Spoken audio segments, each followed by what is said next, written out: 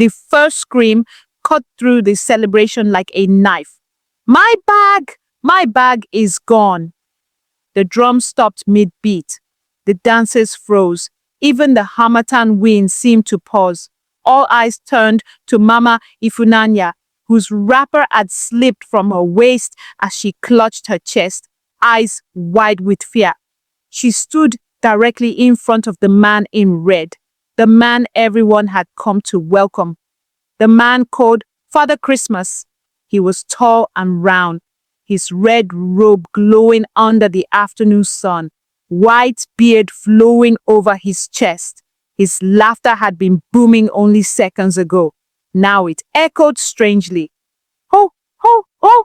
Mama Ifunanya pointed at him with trembling fingers. When you hugged me, my bag disappeared.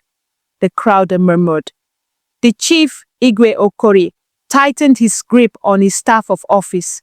Before anyone could respond, another voice rose. My phone is gone too. Then another. My necklace, my gold necklace. The joyous singing collapsed into confusion. Children stopped clapping. Women clutched their wrappers. Men exchanged uneasy glances. Father Christmas spread his hands wide, his smile fixed. My dear people, in my land, Father Christmas brings gifts and also takes sorrow. A boy shouted, he took my mommy's money. The villagers shifted. Fear crept in. Then suddenly, Father Christmas stepped back and ran. His heavy boots kicked up dust as he bolted toward the narrow forest path behind the village square. For half a second, the village stood stunned. Then chaos exploded. Catch him! Men surged forward. Dogs barked wildly. Women screamed. Children scattered. The red figure vanished into the green wall of trees. And in that moment, the joy of Umuorie died. 3 days earlier, Umuorie had been the quietest village in the entire local government area. It was the kind of place where news traveled slower than a snail with fever.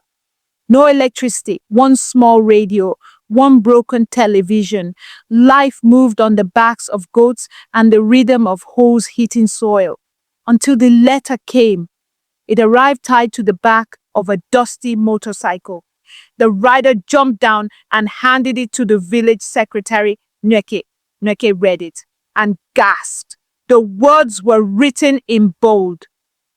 Father Christmas is coming to Umuorie. He ran to the chief's palace. The elders gathered.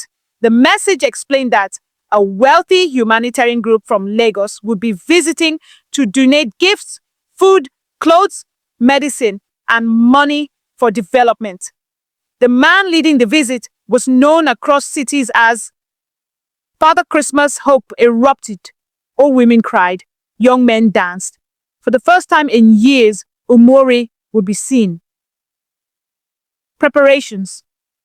They swept the village roads, repaired broken huts, painted the chief's palace, slaughtered goats. Children practiced welcome songs. Women brewed palm wine. The air itself felt different. God has remembered us, Mama Ifunanya said. No one imagined the devil was already on the road. By dawn, the village square glowed. Palm fronds decorated every pole. Drums thundered. When the pickup truck appeared, dust swirling behind it, the village exploded in celebration. Father Christmas stepped down. Red robe, white beard, big sack, booming laughter. Ho, ho, ho, my African family. Children rushed forward. Women ululated. The chief welcomed him with kola nuts, and the celebration began. Until the scream, until the running, until the forest swallowed the red figure. They searched for hours. He was gone. The village returned in silence. No music, no laughter, only fear. That night, Mama Ifunanya whispered, "This is not ordinary." And somewhere beyond the village, a man laughed. Ho, ho, ho! Night fell on Umuorie like a heavy cloth. No moon, no stars, only darkness and the distant sound of insects. Families locked their doors earlier than usual. Dogs were tied. Lanterns burned low. Inside Mama Ifunanya's hut, her children slept in a circle around her. She held a rosary in one hand and a cutlass in the other. "That man is not human," she whispered. Across the village, Chief Okore lay awake on his raffia bed, listening. Every sound felt louder than before. A twig snapped outside. His heart jumped. Then it came. Soft laughter drifting from the forest edge. "Ho! Ho! Ho!" The chief sat up. Moments later, a scream tore through the night. They found Onyekachi's goat missing. Its rope lay cut neatly. In the sand near the pen was a single red thread, the same color as Father Christmas's rope. Fear settled deep in the village's bones. Women refused to leave their huts alone. Children stopped playing in the evenings. The elders gathered. "This thing is beyond thief," old Ezenwanko said.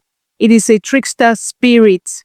But the youth leader Chukwudi stood tall, strong, fearless.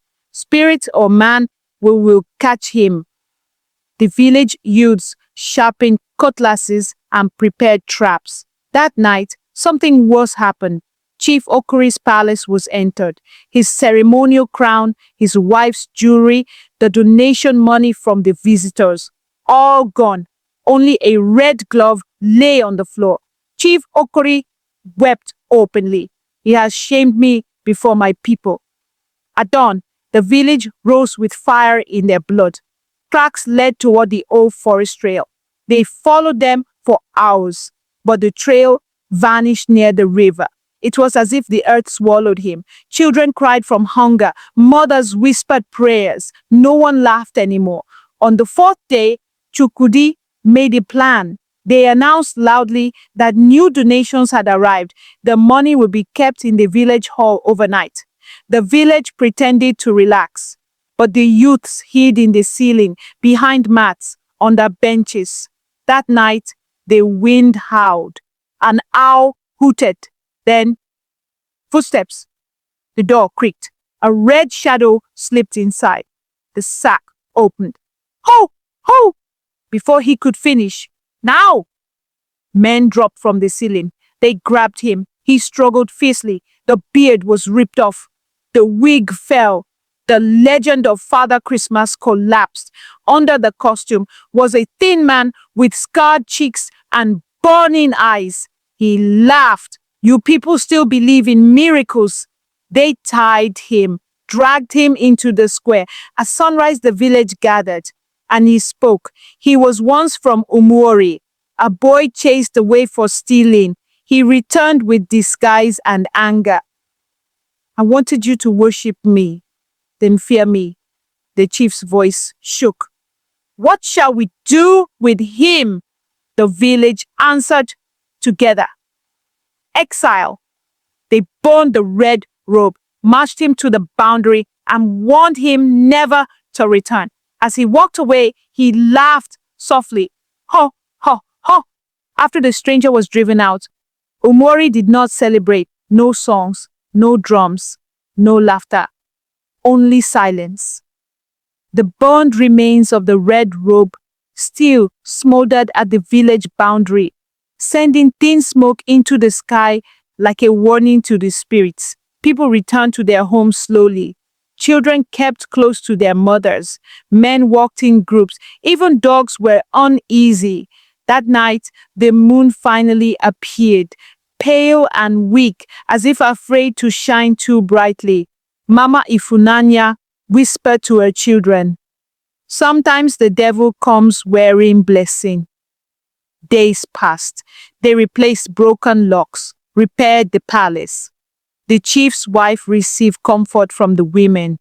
The stolen money was gone forever, but the people contributed small amounts to support the chief and the poor families. Chukwudi became a hero. Children followed him around, but something in his eyes remained troubled. "That man was not finished," he told the elders. "Evil does not leave so easily." They laughed it off. They thought the nightmare had ended. They were wrong. On the seventh night after the exile, the village heard it again, not from the forest, not from the road, but from inside the village itself. Ho, ho, ho. A baby started crying. A woman screamed. Men rushed out with lanterns. They found Okorie's youngest son's bicycle missing. Near the compound wall lay a single thing, a strip of red cloth. Fear flooded the people. How did he return? Is he human or spirit? The chief fell to his knees. Years passed. Umuorie slowly changed. They built a small school. They opened a clinic. They taught their children the story of the man in red. That same night, old Eze Nwankwo summoned the elders. He revealed something he had kept hidden for years. The boy who had been chased away long ago, the thief, had not simply been banished. His mother had died from shame. His father had hanged himself. The boy had sworn vengeance. The elders looked at one another. They had created this monster. 2 nights later, Chukudi went alone to the forest. He followed the laughter. He found the man sitting by a fire, his face no longer hidden, holding stolen items. Why? Chukudi asked. The man's eyes were hollow. Because this village forgot me. Because you all welcomed me only when I came wearing lies. Chukudi raised his cutlass, but his hand trembled. Leave, he said, and never come back. The man smiled sadly. He stood, dropped the stolen things, and walked into the darkness for the last time. Dawn arrived gently, as if the land itself was tired of darkness. Chukudi returned to Umuorie just as the first cock crowed. His clothes smelled of smoke and forest. His eyes held something heavy. He went straight to the village square. The elders gathered. The chief came out, leaning on his staff. Chukudi placed the recovered items on the ground. The chief's missing money pouch, the stolen jewelry, the bicycle bell, Mama Ifunanya's purse. He's gone, Chukudi said. The chief closed his eyes. No one asked how Chukudi convinced him to leave. Some things were better not spoken. That day, the village breathed again. Women cooked together. Children laughed. Men repaired broken fences. They shared stories in the evening. But the joy was quieter now, wiser. Mama Ifunanya said, "We shall never welcome strangers with blind hearts again." The chief nodded. "But we must also never throw away our own children so easily." Years passed. Umuorie slowly changed. They built a small school. They opened a clinic. They taught their children the story of the man in red, not as a tale of fear, but as a lesson. Evil often comes wearing kindness. And sometimes the monster we fight is the one we created. Every December, when Hamatan returned, children gathered around the fire and whispered, "Do you think he will come again?" The elders would smile sadly. "No, but his story will remain." Far beyond Umuorie, deep in another town, a man sat alone watching children dance around a Christmas fire. No red robe, no beard, only a scarred face and tired eyes. He smiled faintly. "Oh, ho!" Then he turned and disappeared into the crowd.